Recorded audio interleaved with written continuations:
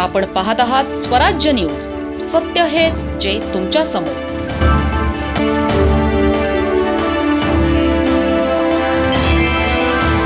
साखरी नगरपंचायतीच्या प्रभाग क्रमांक 6 मधील पांढराकान कॉलनी परिसरात प्रस्तावित सार्वजनिक रस्त्याच्या विरोधात नागरिकांनी एकत्र येत तीव्र नाराजी व्यक्त केली आहे.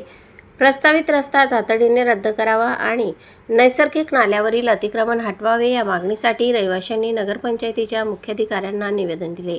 मुख्याधिकाऱ्यांच्या अनुपस्थित कार्यालय निरीक्षक दीपक पाटील यांनी हे निवेदन स्वीकारले. नागरिकांनी प्रशासनाला स्पष्ट इशारा देत सकारात्मक निर्णय न झाल्यास लोकशाही मार्गाने तीव्र आंदोलन छेडण्याचा इशारा दिला आहे. यावेळी नगरसेवक प्रतिनिधी आबासाहेब सोनवणे यांनी मतदारांशी संवाद साधताना परिसरातील नागरिकांच्या समस्या सोडविण्यासाठी सातत्याने प्रयत्न सुरू असल्याचे सांगितले. विकास कामांना प्राधान्य देत प्रलंबित प्रश्नही लवकरच मार्गी लागतील असा विश्वास त्यांनी व्यक्त केला. निवेदनात पांढराकान कॉलनीतील माऊली देवस्थानाची रस्ता कामादरम्यान झालेली तोडफोड हा गंभीर मुद्दा उपस्थित करण्यात आला आहे. या घटनेमुळे नागरिकांच्या धार्मिक भावना दुखावल्याचा आरोप करण्यात आला असून सामाजिक सलोखा बिघडण्याची शक्यता व्यक्त करण्यात आली आहे. तसेच लेआउट विकसित करताना नैसर्गिक नाला अरुंद करून त्यावर अतिक्रमण झाल्याचा आरोपही नागरिकांनी केला आहे. हा नाला शहरातील पावसाचे व सांडपाणी वाहून नेणारा मुख्य मार्ग असल्याने आगामी पावसाळ्यात पूरस्थिती निर्माण होण्याची भीती व्यक्त करण्यात आली. अमरधामकडून आधीच पर्यायी प्रशस्त रस्ता उपलब्ध असताना नवीन रस्त्याचा आग्रह का धरला जात आहे असा सवालही नागरिकांनी उपस्थित केला.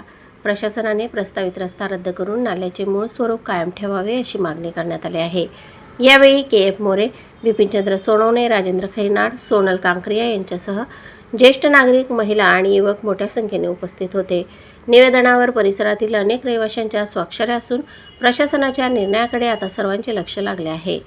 प्रतिनिधी संगपाल मोरे आणि वृत्तनिवेदिका सीमा पाटीलसह स्वराज्य न्यूज, साखरी. पांढराकान कॉलनी ही 40 वर्षपूर्वीची कॉलनी आहे आणि तिथे मला तिथे राहून 12 वर्ष झाले.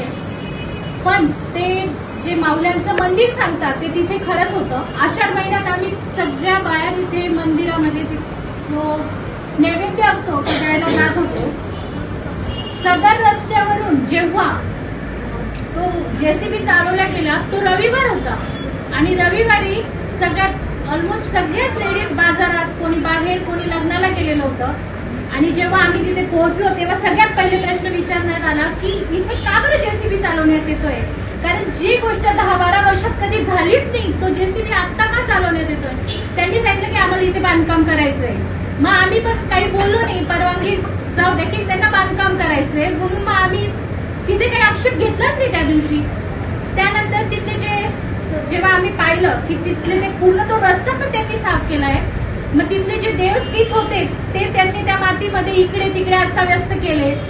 जेव्हा सगळी माणसं संध्याकाळी उपस्थित झाले त्यांनी पाहिलं की इथे असं झालंय. सगळ्यांनी मग रात्रीतनं मिळून ते जे दगड अस्तव्यस्त केलेले होते, जे देव इथे तिथे व्यस्त केलेले होते त्यांनी ते सगळे जमा केले. जमा करून त्यांनी तिथे ते एका ठिकाणी ठेवले.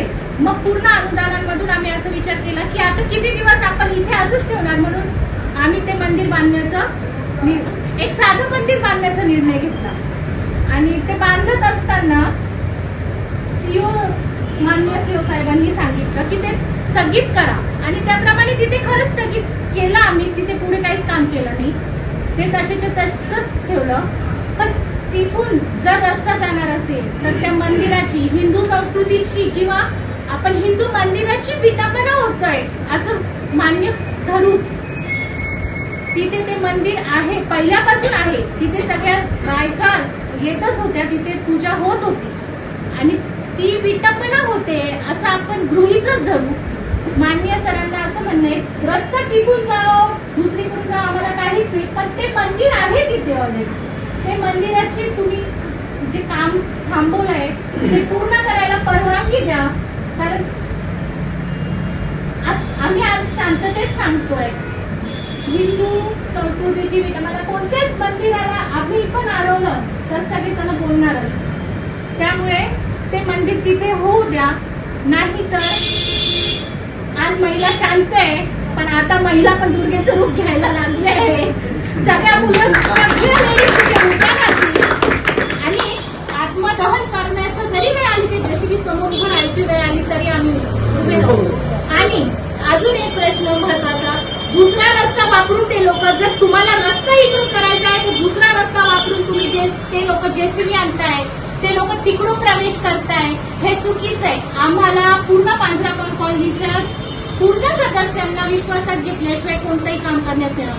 जसं आम्ही सीओ साहेबांचं ऐकून पुढे मंदिराला काहीच केलं नाही, फक्त त्या मूर्ती आम्ही उचलून तिथे ठेवल्या आहेत, तसंच त्या लोकांनी पण जे पण काही काम असेल ते सगळ्यांना बोलून करा ना, न बोलता काहीच करू नका प्लीज, एवढीच विनंती आहे. तर ते मंदिर तिथे ऑलमोस्ट झालंय, थोडंसं ते जे बाकी आहे तिथं पूर्ण करण्याची विनंती. मॅडम त्या ठिकाणी येऊन गेल्यात. त्यांनी सुशिला नगर पासून तर पांढरा कॉलनीपर्यंत सगळ्या रस्त्यांची पाहणी केली, परंतु मला जेवढं माहिती आहे, जेवढं नॉलेज असेल किंवा आमच्या कॉलनीवासियांना जेवढं माहिती असेल, ही आमची पांढरा कॉलनी सोसायटी आहे. सोसायटीतून अप्रोच द्यायचा का नाही द्यायचा ती कॉलनी ठरवेल.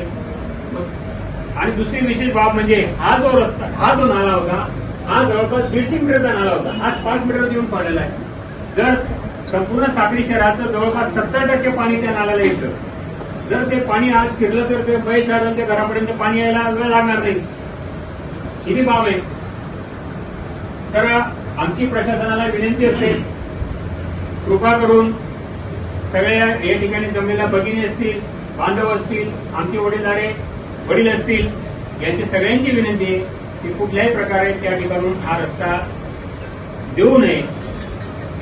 त्याला आमचा निश्चितच आक्षेप असणार आहे आणि याच्यामुळे कुठल्याही प्रकारे प्रशासनामध्ये किंवा कॉलनीवासियांमध्ये किंवा समोरच्या लेवलवाल्यांमध्ये किंवा आता हा रस्त्याचा जो प्रश्न आहे, सचिन दादा आणि नितीन दादा आम्ही 8-10 दिवसापासून या विषयावर आमची चर्चा पण झालेली आहे. या विषयाशी आम्ही सीओ साहेब आणि टीपीच्या ज्या मॅडम आहेत त्यांच्याशी पण माझं काल बोलणं झालेलं.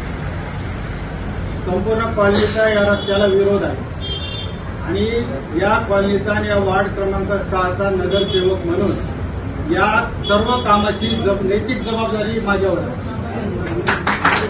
नगरसेवक म्हणून मी तुम्हाला या ठिकाणी शब्द देतो, मी जोपर्यंत आहे तोपर्यंत इथं रस्ता होणार.